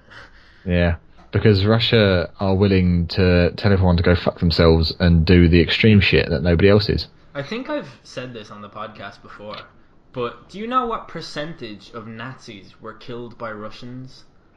Was it something like 70-odd%? It's 80 to 90%. Jesus. Like, talk about a fucking demolition job. It's crazy. Well, I mean, let's not forget that the Russians did literally just throw people. Yeah. See, like... In huge quantities. Everyone has this idea that Hitler lost to the Russians because he didn't know how weather worked. It wasn't the Russian winter that killed the Nazis. It was the Russian soldiers. It was the metaphorical steamroller of Russian soldiers that crushed the German army like an ant. That is what it was akin to. It was... I can't even remember. It was some ridiculous figure of people that they had and that they put forward during the World War II. Yeah. It's just... it's just unreal. Hold on for a second. I'm just after reading something that I have now lost. Did I read that or did I make it up? So, on this website, it says that the image of Santa Claus flying in a sleigh started in 1819 and was dreamt up by the same author who created the Headless Horseman, Washington Irving. Which is interesting because on another website where I looked up the actual poem of Not a Creature Was Stirring, Not Even a Mouse, Yeah. it was attributed to Washington Irving. Huh. But I also read on Wikipedia that it was Clement Clarke Moore. So who actually wrote it? Huh. I have no idea. Yeah, it's strange. Hold on. If you Google "'Twas the Night Before Christmas," right? A Visit from St. Nicholas. Author Clement Clarke Moore. In 1883. They existed in the same time. They were both around at the same time. So here it says Clement Clarke Moore. But on one I looked up before, it doesn't. I don't know if... I think maybe I've just had too much to drink and this isn't actually as confusing as it actually is. Santa will visit over 90 million homes on Christmas Eve. Delivering all those presents requires he goes at 186,282.4 miles per second. Fucking hell. There you go. No wonder Rudolph's nose is red. No, it's because of Norwegian scientists deciding that it's a respiratory... Like, who fucking writes that shit? The same people that were like, oh, he actually doesn't go to speed of sound. Or speed of light. He goes 99.9. Fuck absolutely off with yourself. Santa Claus is Coming to Town, the Bruce Springsteen classic, actually has a truly depressing backstory. The guy who wrote it is a guy called James Gillespie, but his middle name was Haven, James Haven Gillespie. Isn't that Angelina Jolie's brother? I have no idea. But James Haven Gillespie was broke, jobless, and his brother had just died when he was asked to write a Christmas song. Jeez. Fucking hell. That's unbelievable. Merry Christmas, everybody. And to all... Yeah, no, that's fucking terrible. Can you imagine actually writing a Christmas song and not, like, vomiting all over yourself? No. No, I can't. The Killers write one every year. And people still don't believe me when I say that they're a shit band. Anything for that money train. Well, yeah, if you write a Christmas song, you're pretty much sorted for life, aren't you? Yeah. What's your favourite Christmas song? There was one on in Asda. I was shopping in Asda today. Hang on, give me a second. I'm pretty sure it is by Mariah Carey. Oh, God. Yeah, All I Want for Christmas. Really? Yeah. That's a really popular one. I really like Mariah. Like, this is another one of my many guilty pleasures. Bringing it back to the first episode. Yeah, I was just about to say. Mariah Carey. I just have a thing for her. Not so much her voice, even. I'm just in love with her. She's like Just Mariah Carey. Kind of attractive. Yeah. And I don't think And that's really like a stupid thing to say. In any context, she's obviously a beautiful woman. Yeah. In terms of, I don't know, she's very kind of annoying and has this reputation for being very annoying or whatever. But yeah, she's definitely a woman. She's definitely a woman with a pulse. Yeah, I will not deny both of my criteria. No more questions. So what's your favourite Christmas song? It's a tough one. Your favourite Christmas jingle? I think in terms of actual Christmas songs, I actually think Fairy Tale New York is the best. I just think it's a very good song. If I wrote it, I would be really proud. I think it captures the sort of like Shane McGowan's narration in it of this, like almost a. I don't know if I've gathered this from the lyrics or if I've based it off my perception of Shane McGowan, but he seems like a very hard on his luck alcoholic, and something about the Christmas spirit sort of rejuvenates him, and not so much Christmas spirit, but the fact that he's found this girl at Christmas, and they get obviously completely carried away, and then it ends with like, I could have been someone, and she's like, oh, but so could any, like, I don't know, I just think it's a really good song in its own right, and I really think it deserves its spot, and I think the people who begrudge it, like, are just wrong. It's one of those cases where it's like, you know when people say the Beatles are overrated, like, that's one of the only things you can say in the world about a subjective thing where you're literally You are wrong. You are absolutely wrong. And I think it's the same with that song. Like, I just don't see how anyone can think that it's not amazing. Having said that, though, there are several Christmas songs that are really good. I really like Blink-182's Christmas song, I Won't Be Home for Christmas. There's a line in it where it's like, and by the way, we would be closing the show with that song, but it's copyright fucking nightmare protected. There's a line in it where it's like, outside the carolers start to sing, I can't describe the joy they bring, because joy is something they don't bring me. I like that sort of, but like, it's also a Christmassy feel. Like, it's angry about Christmas, but it reminds me of Christmas, so it fits the bill. Other than that, there was one made by a guy called Malcolm Middleton, who I think is a comedian, but it was called We're All Gonna Die, and it was kind of released as a joke.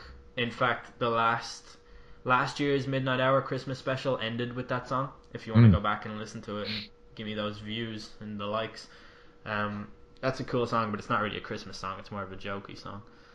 Other than that, yeah, I think, like, in terms of, you know, the hardcore Christmas songs, I think Fairy Tale New York stands alone. It's a good question for the viewers, though, for the ones that are still here. Oh yeah. What is your favourite Christmas song? For the ones that have made it this far.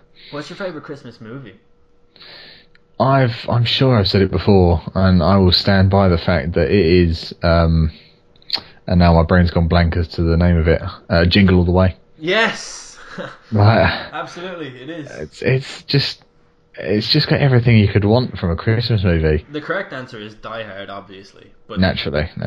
see, that's also the best action movie of all time, so it's kind of got the whole thing locked down. But yeah, Jingle All the Way, Turbo Man, I fucking love that movie. It's so good. Ugh. It makes me so sad that nerds hated Jake Lloyd and made him, you know, into a guy who has a DUI or whatever is wrong with him now. Like, because he was Anakin and he wasn't good enough to be the chosen one, and nerds made him, like, ruin his life. He was really good in that movie, and it's a really good movie. And you know the guy from Next Door in it? What's his name? I know the one you mean. Howard. No, Howard is Arnold Schwarzenegger in it. Arnold Schwarzenegger is Howard. He's Ted? Ted, yes. Ted. Did you know that that's Lovejoy? It's the guy, or Troy McClure, I mean. Troy McClure, really? Yeah, it's the guy who does his voice, and several. He got killed. His wife shot him, and he's dead. Jesus. Yeah. Also, he was Sylvester Stallone's best friend, I think. And Sylvester Stallone hates guns and is a complete anti-gun guy. But interesting. What a life. What a movie, though. Yeah. What a fucking great movie. And Sinbad is in it. And he's so good in it. It's such a great movie. Yeah, that's a great Christmas movie, and it does have everything. And it's got Arnold Schwarzenegger as well, and he is just the man. Like, I think he is one of the coolest people in the world, and like always will be to me. Yeah, like there's a comedian called I think it's a Bill Burr joke, but he just talks about Arnold having been in the zone for the last 40 years. Yeah. You know, I'm sure I must have mentioned it on the podcast before, but, you know, saying that he was this poor kid in an Austrian village who wanted to be a world-famous bodybuilder. Yeah. So he became a world-famous bodybuilder. He wanted to become a movie star, so he became a movie star. Yeah, that's Like he's one of the most like ridiculously successful, like with a very loose grasp on the English language. yeah. But He became an English-speaking movie star. he didn't just excel at what he did. He fucking killed it. Yeah. He was a millionaire when he was 21 years old. Yeah. Like, he just... And if you've ever seen... I don't know if you've ever seen any documentaries about him. Like, his whole bodybuilding career is not really spoken about that often. No. But he did this thing where he, like, psychologically ruined one of his opponents. Oh, yeah. Like, he was so fucking clever. Like, Mm. he just had this... Like, some people just get it. Like, whatever they're doing in life, they've figured out a way to make it accessible and to, like, propel themselves into the thing that they like to become to a point where they master it. Like, what I was saying to you earlier about, you know, the Drake song, Hotline Bling. Yeah. That song is like a formula. Like, it's some kind of scientific creation that's designed to make people enjoy it. And that's what it does. Like, it's that thing, it makes people like it. And that's what people like Arnold Schwarzenegger do, is they figure out a way to manipulate things so that they become, like, you know, they like it, they master it, I don't know. I read that, do you know who Jomny Sun is, the Twitter guy? No. You've retweets turned off, don't you? Yes. So I retweet almost every For single one everyone, of his tweets. His gimmick is that he's an alien. And he's confused about the English language, and his sentences are always typed like with spelling errors and stuff, and it's like his gimmick. But he's a fucking genius. The guy who runs the account is called Jonathan Sun, and I read an interview with him recently, and he said something like that, like, it's okay to enjoy something, but if you really, really like something, you become obsessed with it, and you just want to do it yourself, and you want to see what it's like to be able to do it and stuff. And, like, that's what Schwarzenegger did. He was like, yeah, this is what I like, and I'm going to become this good at it. And he just fucking killed it, and it's ridiculous. It's nuts, like, it's absolutely nuts. Yeah. I can't imagine, like, I don't know, I've never really been one for dedicating that much of my time and energy towards one thing, which is why I'm not a, millionaire podcaster. Yeah. That's why most people aren't millionaires. Yeah, it's true. I kind of have that thought every now and then as well. But it's interesting to think about, I guess. But Jingle All the Way, I think, possibly... Fantastic film. Yeah, it is. It's so good. It's criminally underrated on IMDb too. I've never seen... I haven't seen a lot of Christmas movies or... stuff like, The Lion King and like, big movies like that or whatever. But I don't feel like any of them could get close to Jingle All the Way. No. In terms of how enjoyable they are to me. What is wonderful. What is a big blockbuster Christmas movie? I've no idea. I only know the ironic one, like Die Hard. There's Miracle on... Oh yeah, Miracle on Elf, Home Alone. No, I don't know that one. I know Elf and I know Home Alone, but I've never heard of Miracle on Elf, Home Alone. Yeah, Love Actually. Is that the Hugh Grant one? Yeah. That's got that fucking guy in it. The kid in it is an actor now. Nicholas Hoult. He is Nicholas Hoult, isn't he? Or was it... Is it not the kid that plays... he's someone in Game of Thrones now. Joffrey, that guy. No, not Joffrey. He's a side character. I thought it was Nicholas Hoult was the kid. Yeah, Google knows. Yeah, Google knows all. The Midnight Hour, ladies and gentlemen. Yeah. Do you know what? People think we know things, but really we're just reading everything off of Google. We're so fucking idiots. We don't know anything. It's definitely not Nicholas Hoult. What's Nicholas Hoult in then? Nicholas Hoult is the kid in something. I guarantee you it. It's about a boy. He's in About a Boy. It's the Hugh Grant one, yeah. Yeah, the other Hugh Grant one, yeah. Whatever. I've never seen any of them. They're all the same movie to me. That's fair, really, to be honest. Home Alone is decent, but Home Alone is just Die Hard, except it's for kids. Yeah, it actually is. It is literally the same storyline if you think about it. It's Home Alone 2 New York is pretty good. And They all went downhill after the first one, let's be honest. do you not think that Home Alone 2 is better than Home Alone 1? No. I think it is, but I think only because I haven't seen it as much. But Die Hard 3 is the best Die Hard movie. Yeah, Which I is watched weird. I watched Die Hard 4 on a ferry in the middle of the Bay of Biscay, That's a good movie. and it is hilariously bad. It's like it's not quite Fast and Furious level of bad / enjoyable, but No. I think Die Hard 4 is enjoyable. Like, and I'm sorry if this spoils any part of it for anybody, but the part where the freeway blows up and the F-16 blows up and comes down the gap between the highway that he is falling down at a diagonal, and the jet explodes behind him. It's just a wonderful piece of cinema. Well, it's based on a true story, so Yeah, I don't really know what your problem is. it's actually based on It's based on the novelization of Jingle All the Way. I was going to say it's based on Bruce Willis's life. Yeah, I'm gonna click this link that you've sent, which I assume is that is the stand-up routine about Arnold being in the zone. I think this will play onto the actual podcast if I click it, so we That's can fair. listen to that for a few minutes. How long is it? 4 minutes long. All my heroes are going down. I can't hear it. Schwarzenegger, another you won't be great able to. man. Ah, bastard. Another great man. Taken down by that gold-digging whore of a maid he's got. And I'm not saying he's not a piece of shit for doing what he did. It was a piece of shit move. I've paused it. Mm. People will hate me for this, right? I really like Bill Burr. I think he's really funny and really talented. And the reason I don't listen to his stuff so much is because I find that he makes an awful lot of comments about women or transgender people. Yeah. 20 seconds in, and he's already blamed, like Arnold Schwarzenegger being torn down by that piece of shit maid.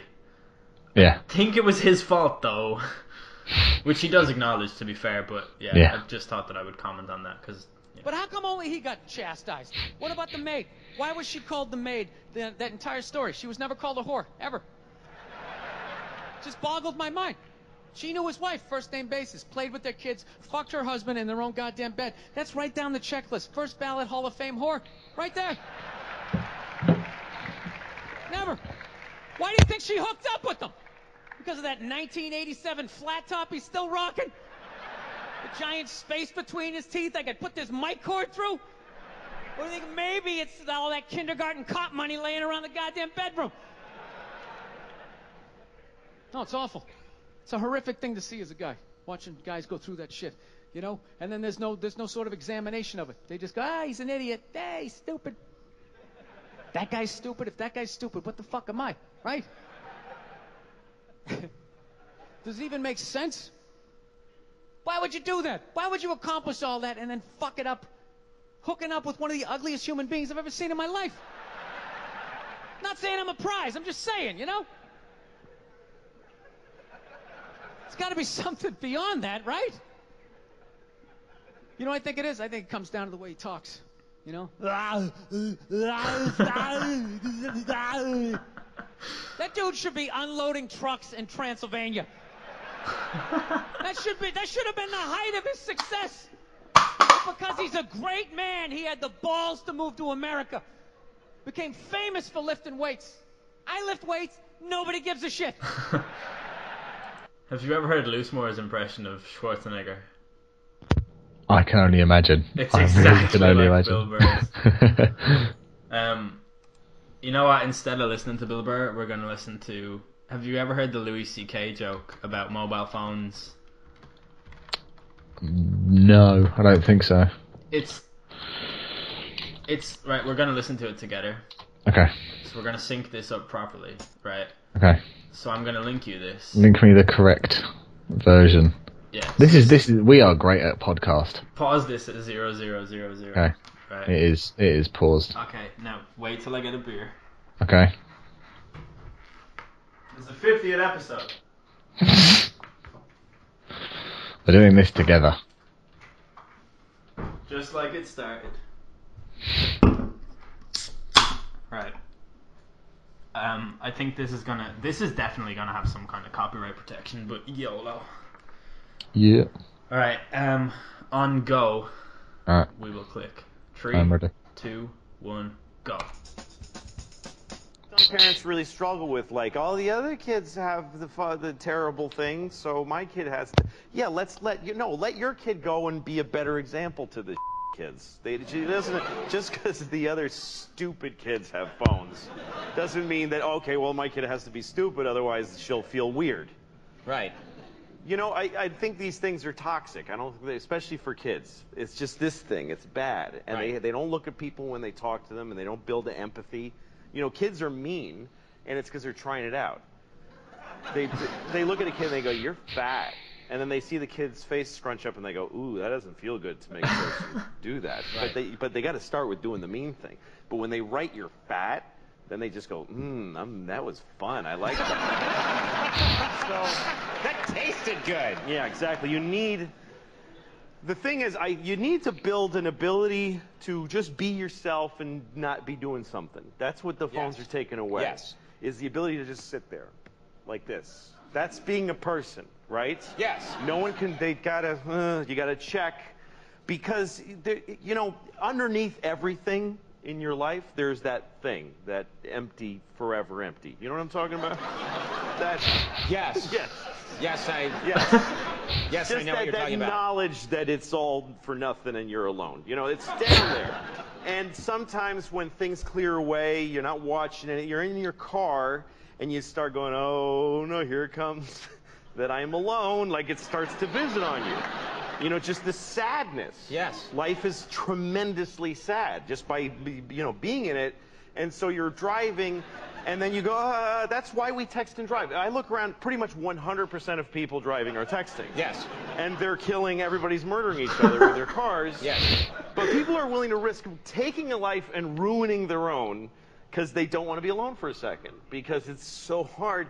I was in my car one time, and a Bruce Springsteen song comes on.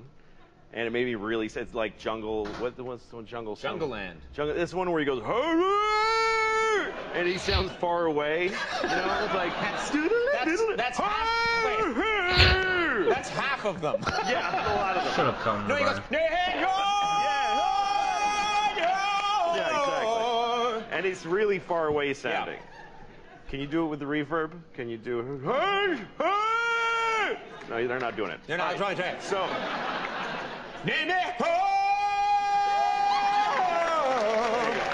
Like that? yeah. Yeah. Except for it was Springsteen. If it was you doing that, I would have been like, "What the hell is that in my radio?" Springsteen. I did it just the same Yes. as Bruce. And I heard it, and it gave me kind of like a fall back to school depression feeling. It made me really sad. Yeah. And I go, "Okay, I'm getting sad. I got to get the phone and write hi to like 50 people." And then, somebody cool writes back, and then somebody not as cool writes after, and I'm like, "Oh, you, I'm not going to get somebody better." But, Hey, how come you didn't answer my text? speaking of which, because he wrote first. That's right. So, anyway, I started to get that sad feeling, and I was reaching for the phone, and I said, "You know what? Don't. Just be sad. Just let the sadness stand in the way of it, and let it hit you like a truck." And I let it come, and Bruce, and I just started to feel, oh my God.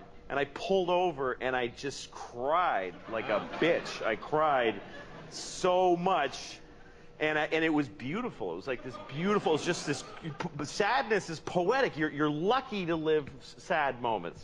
And then I had happy feelings because when you let yourself feel sad, Yes. your body has like antibodies. It has happiness that comes Rushing in. to meet the sadness. So I was grateful to feel sad, and then I met it with true, profound happiness. It was such a trip, and the thing is, because we don't want that first bit of sad, we push it away with like a little phone for the food, and you get a little kind of you never feel completely sad or completely happy. You Right. just feel kind of satisfied with your product. Yes. And then you die. So that's why I don't want to get a phone for my kids. That's what I'm That is the greatest joke of all time. Like, it's so, I don't know. I don't even know if I agree with it or if he's right. But there's really something there in that. You know what I mean? Yeah. Plus, it helps that the song Jungle Land by Bruce Springsteen is track 8 on Born to Run. It's 9 minutes and 48 seconds. Jesus. It features a sax solo by Clarence Clemens. And it's like, if you read the lyrics of the song, it's basically a poem rather than a song. But it happens to feature an incredible instrumental around it and stuff. But it's a really harrowing song about how this guy gets shot down for being a rat and stuff. And he does actually have this really like harrowing sort of thing in it. I just find it, I don't know, it's a great joke. That's not quite a joke. It's more of like story. Yeah, or like an analyzation of what he believes to be. Yeah. Yeah, I don't know. It's good though, isn't how it? things are today. But on a serious note, if Merry Christmas.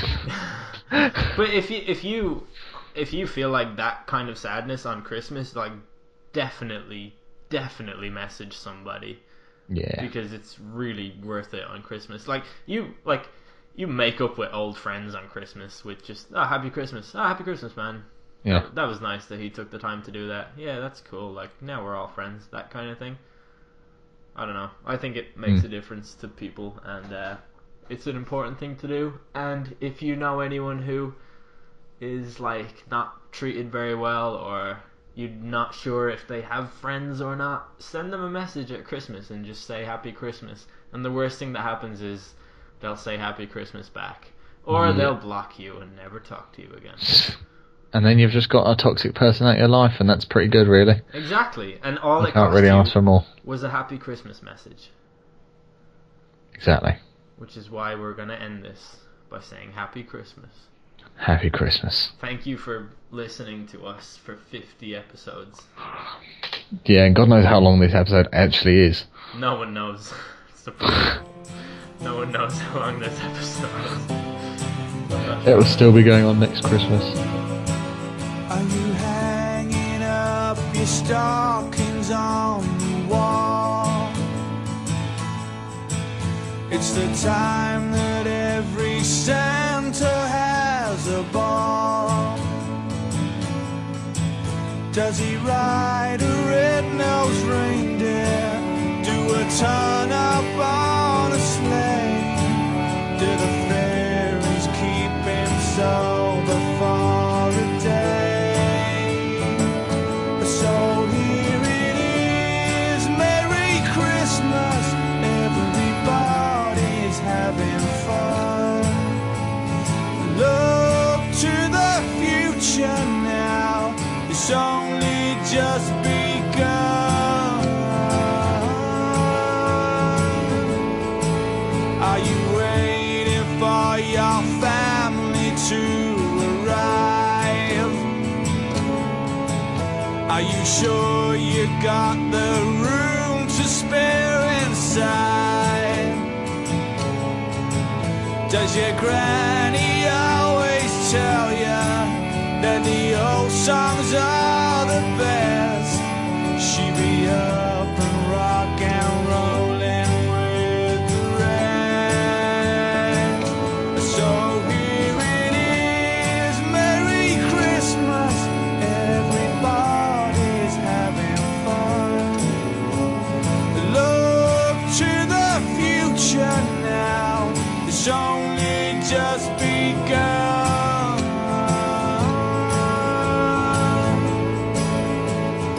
What will your daddy do if he catches mama kissing Santa? Are you hanging up your stockings on the wall? Are you hoping that the snow will start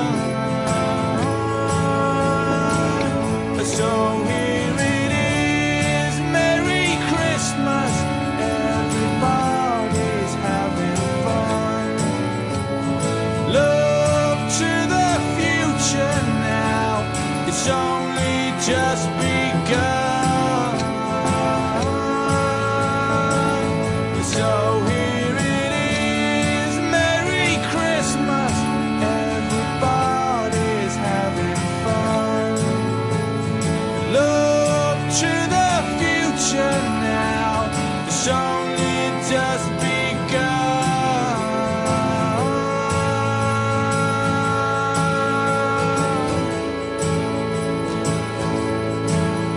It's Christmas.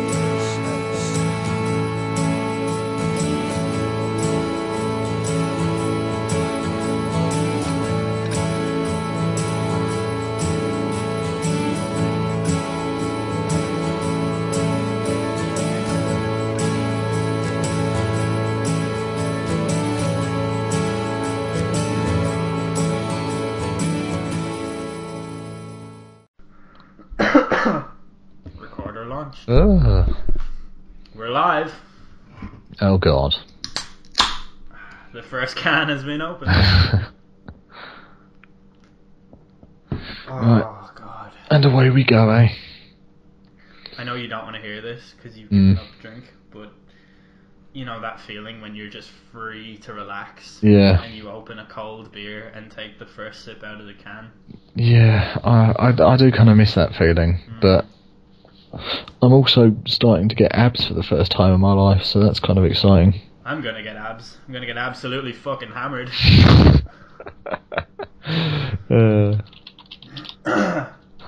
Alright. This is episode 50. Shit. You know what's funny? Is that it's actually only the 49th episode. I skipped 2 ones because I thought it would be funny. Wait, what one did you skip? I skipped 32 and 33, I think. Or 34 and 35, something like that. So does that not make this the 48th? Yes, but the World Cup one didn't count as an episode okay. anymore, so. But they don't need to know that. Nobody needs to know that. Right, let's just make this something. Where have all my fun Christmas facts gone? Yeah, I don't know where mine are either. They've melted like snowflakes on my tongue. How sad. Right. Yeah, let's just make this a really good episode. Yes. Let's go out there. Let's give it 110%. Yeah. Everybody's a winner if you try. Yeah. Right. Do you want to do the intro for the 50th one? Why break tradition now? I literally haven't done a single introduction. Christmas is a time about breaking tradition. That's really the opposite of true. Nothing I've ever said is further from the truth than that statement right there. That is almost as untrue as the tweet about Christmas Day. Yeah. That you talked to me about earlier. There is nothing true about what you just said. That's entirely true. Oh, lost in a maze of truth. I think you know, although I'm sure everybody has come to realise that I appear on essentially every episode, it's nice to maintain the mystery. They know you're going to be here. I'm a loose cannon. I might be. I probably am. I might not be. There should really be an episode without me someday. Yeah, but who would record it? Yeah, that's the thing. Who would upload it to their channel? Yeah. That's the hard Me. part. I have a channel. That's true. I mean, I don't upload videos to it ever, but it exists. There, it's a thing. Yeah. No one can take that away from you. Apart from the US government if they wanted. Yeah, and David Cameron if I took you mentioning the fact that he stuck his willy in a pig's mouth. Yeah, exactly. Alright. Let's do this.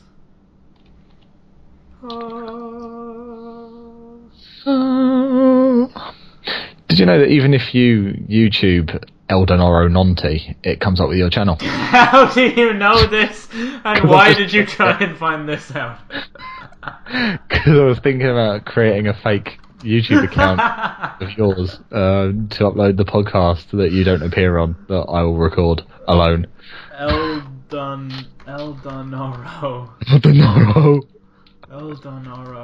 Nunti, did you say?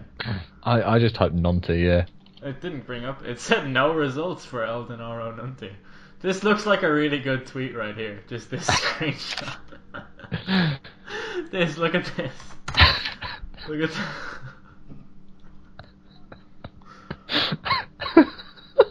If you tweeted that. Oh shit, man! They deleted it.